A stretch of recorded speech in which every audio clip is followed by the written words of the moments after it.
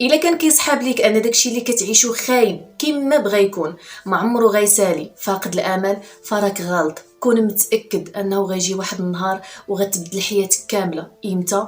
ربي اللي عالم، ولكن ضروري ما غيجي الفرج. تخيل معايا واحد الشاب 12 عام وهو محبوس في الجسد ديالو، والديه والاطباء كلهم فقدوا فيه الامل، ولكن داكشي اللي وقع في الاخر صدم كلشي. صراحه هذه القصه مؤثره بزاف، انا شخصيا اثرت فيا. نبغيك تكمل الفيديو حتى الاخر. السلام عليكم، معكم حنان. الا كنتي مهتم بالمواضيع ديال تطوير الذات اضافه للقصص الملهمه مره شارك في القناه وفعل زر الجرس باش يوصلك ديما الجديد، ومرحبا بك. قصة مارتن بدات فاش كان في عمرو 12 عام. كان ما عليه ما به حتى لواحد النهار طلعت ليه السخانه بزاف، راسو ولا كيضرو بزاف، كيحس بالدوخه.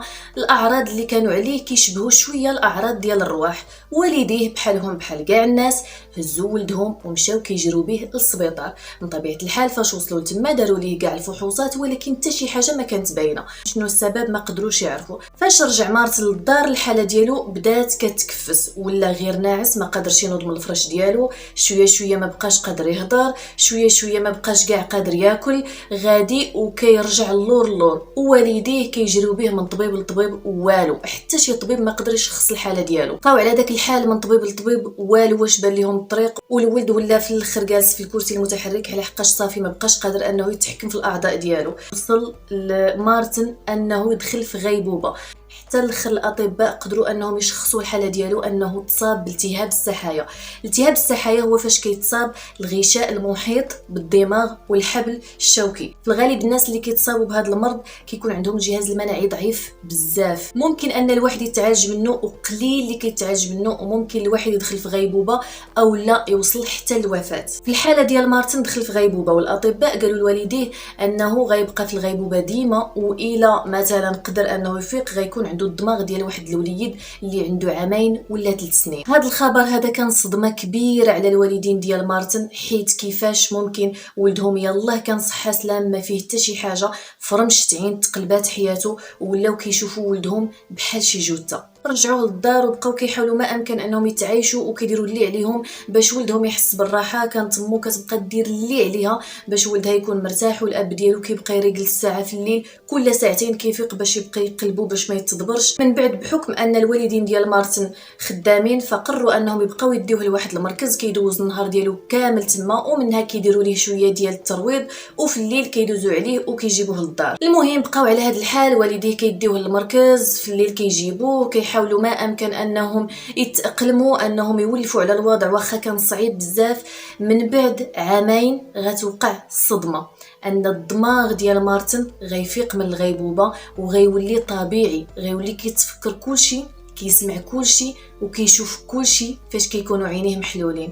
ولكن ما قدرش نهائيا انه يحرك حتى شي عضو في الجسد ديالو، ما قدرش نهائيا انه يدير واحد الاشاره باش هما يعرفوا، باش يقولوا ممكن ان مارتن الدماغ ديالو رجع طبيعي. بقى محبوس في الجسد ديالو، وحتى شي واحد ما عارف، لا عائلته ولا الناس اللي في المركز ولا الاطباء. تخيلوا معايا ان هاد الحبس اللي كان عايشو مارتن بقى فيه 12 عام.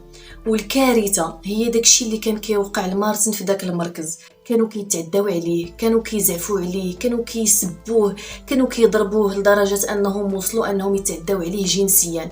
تخيلوا معايا كميه الالم اللي كيحس به مارتن وهو كيشوف كاع هادشي وكيعيش كاع هادشي، وما قادرش نهائيا انه يدافع على راسو او لا غير يغوت باش شي واحد ينقذو.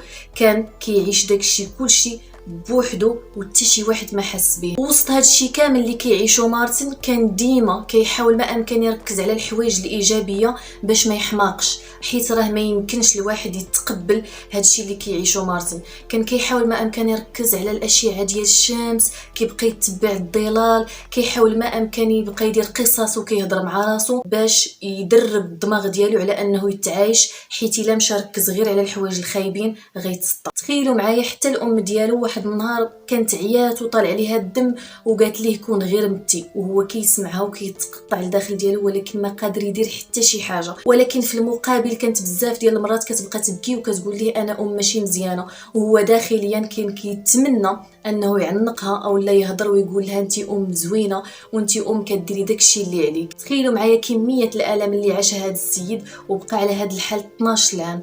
حتى لواحد النهار واخيرا غتوقع معجزه. واحد السيده كانت خدامه في داك المركز، وكانت مره كتبقى تجمع معاه وكتبقى تعاود ليه بحال الا كان كيسمعها، كتبقى تعاود ليه على المشاكل ديالها وعلى كي دوزات نهارها.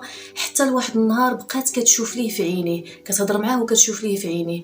فجاه بانت ليها واحد العين تحركات، وتما قالت ممكن يكون كيسمع لي، ومشات قالتها لوالديه. والديه من طبيعه الحال طاروا به الاطباء، وتما كانت المفاجاه والصدمه. لقاو ان الدماغ ديال مارتن ما فيه حتى شي مشكل، الدماغ ديال مارتن طبيعي بحال كاع الناس. وتما بدات الرحله ديال العلاج ديالو. بقاو كيديروا اللي عليهم باش يديروا ليه الترويض، باش انهم يعلموه يولي ياكل من الاول، انه يحرك يديه.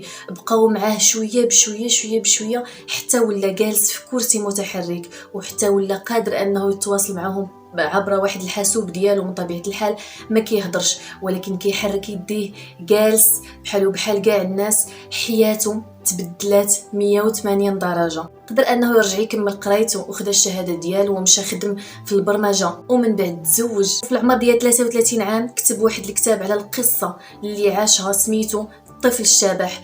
هذا الكتاب هذا لقى واحد النجاح كبير وتبعوا منه بزاف ديال المبيعات. شكون كان يقول هذا السيد ممكن انه يرجع طبيعي، ممكن انه يرجع يبني حياته من جديد من بعد ما كل شيء كان فاقد فيه الامل. العبر اللي غنخرجوا بها من هذه القصه كثيره وبزاف، منها الايجابيه اللي كان كيركز عليها مارتن واخا عايش ابشع حاجه ممكن يعيشها واحد، انك تكون محبوس في الجسد ديالك شي حاجه اللي صعيبه. واخا هكا كان كيدير اللي عليه باش يركز على الحوايج البساط، واخا يكونوا غير صغيورين، غير باش يحس بالفرحه، غير باش ما يتسطاش. تخيل معايا شحال من حاجه كتكون عندك، شحال من نعم كيكونوا عندك وما كتشوفهمش، وكتشوف غير الحوايج اللي ناقصينك وغير المعاناه اللي كتعانيهم.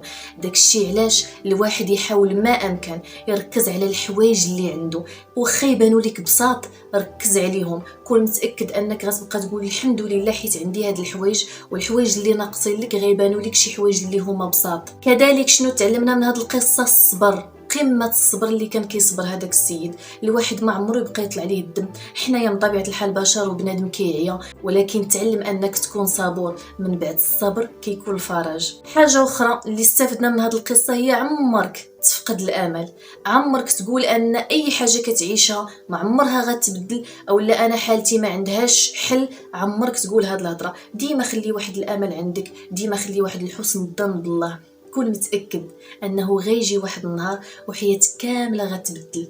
وصلنا لنهايه الفيديو، نتلاقاو في قصص ملهمه وحده اخرى، مواضيع وحده اخرى. ما تنساوش تخليو لي ارائكم في التعليقات، المواضيع اللي تبغيونا نهضروا فيها. تبقاو على خير، السلام عليكم.